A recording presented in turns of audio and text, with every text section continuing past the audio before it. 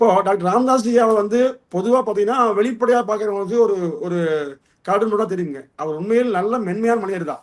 ம், ம், அவரை பொறுத்தவரையில ஒரு அரசியல் கட்சி என்றால் எப்படி இயங்க வேண்டும் ஒரு நெடிய பார்வை இருந்தது.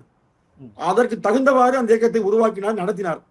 ஆனால் அன்புமணி ராமதாஸ் அவரை பொறுத்தவரையில டாக்டர் ராமதாஸ் ஐயா அவர்களால் அரசியலுக்கு கொண்டு வரப்பட்டவர் அல்ல. நிர்பந்தத்தால் கட்சிக்குள் இருந்த சில சுயநலங்களால் அவரை கொண்டு வரப்பட்டு அவர் மூலம் பதவி பெற வேண்டும் என்று துடித்தவர்களால் அவர் முழு ஆதிக்கம் செலுத்த ஆரம்பித்த பிறகுதான் பாமகவுடைய தோல்வி முகம் அதிகமாக வந்ததுங்க. ம். அதே மாதிரி கொள்கை ரீதியாக இந்த இயக்கத்தை வழிநடத்துகிற போது சில நேரங்களில் சமரசம் செய்ய வேண்டும். அப்போ அதை மேடை பேச்சின் மூலமாக வெளிப்படுத்து என்பது நாகரிகம் மேற்க வேண்டும் டாக்டர் ராமதாஸ் ஐயா விரும்புவாங்க.